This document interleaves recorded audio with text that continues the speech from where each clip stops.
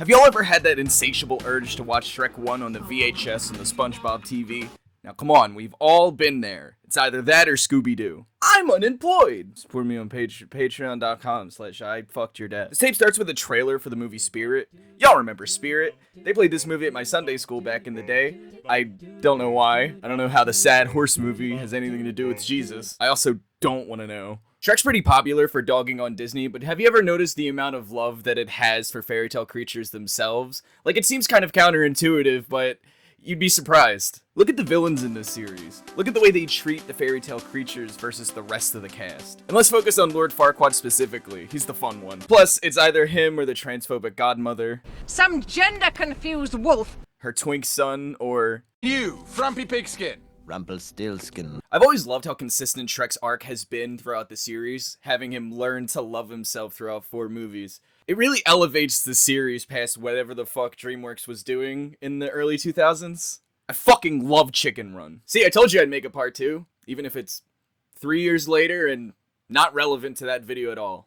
That video's comment section is racist as fuck. YouTube.com/fuckyourdad. His little wooden puppet. 5 shillings for the possessed toy. But like, the thing is, the way Shrek and Fiona feel is solely based on how people like Farquaad and Turf Godmother see these creatures. Run, run, run as fast as you can. eat me!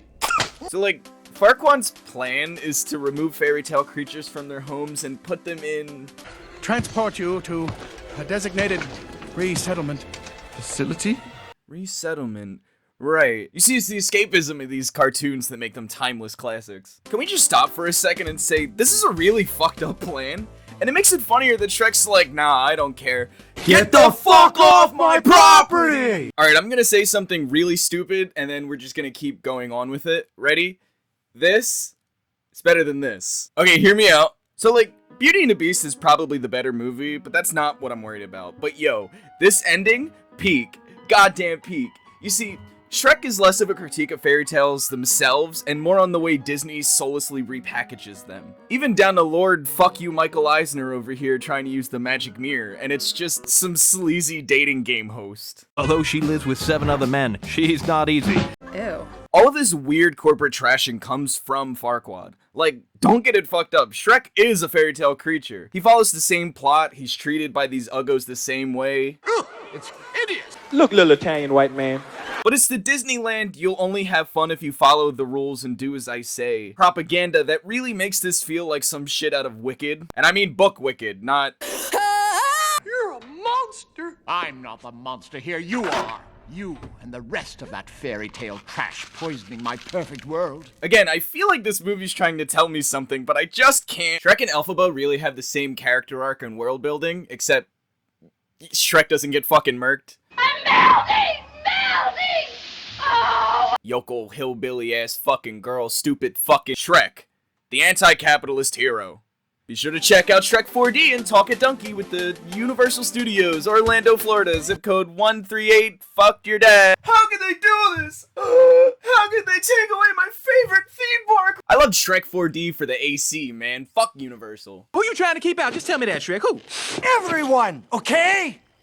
People take one look at me and go, ah, help, run! A big, stupid, ugly ogre.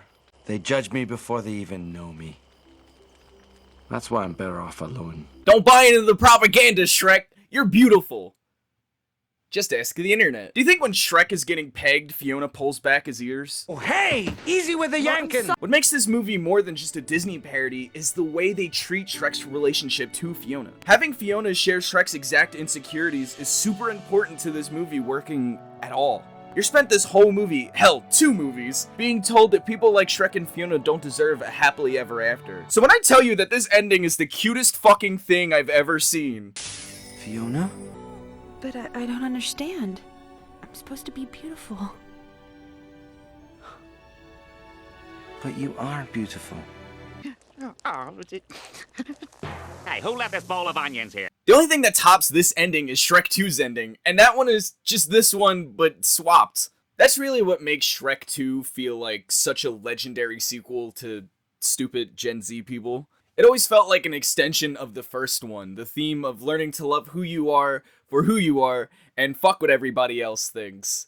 And you know what? Fuck it. Even with Shrek the Third's faults, even that movie understands how to further Shrek's arc. Going from this to this makes everything feel that much more complete. You know, it may be hard to believe, but people used to think I was a monster. And for a long time, I believed them. But after a while, you learn to ignore the names that people call you, and you just trust who you are. And this is no disrespect to Beauty and the Beast. It almost won Best Picture, and for an animated movie, that's crazy. Plus, it's too goddamn gay for me to hate it. But I will say this, in my boy Shrek's defense, it did win the very first Best Animated Picture Oscar, a category that Disney will go to dick ride all the way up to Spider-Verse. And what the fuck are y'all talking about? Shrek has queer representation. Gay, Shane Dawson, bisexual, gay. But like, come on. Beauty and the Beast is like, oh, so you've proven you love this hunky furry dude? Well, as a prize, we'll demote him to this white guy that, by our standards, is hot, but the internet's gonna fucking hate him. And you can trust them. Just ask them about Shrek. Just let her fuck the furry, that's all I ask. I don't want to hear any of that Dan confirmed as furry shit either. That's hot. No matter what. I don't care if you're in it. Shrek's character arc always felt complete to me. Even through its sequel, Shrek the Third, Shrek Dungeons and Dragons. Ah! Puss in Boots. But wait! Don't stop the tape there, because then you're gonna miss. Hey everybody, welcome to the Shrek in the Swamp Karaoke Dance Party. Do you think when Donkey's getting pegged, the dragon grabs him by his ears?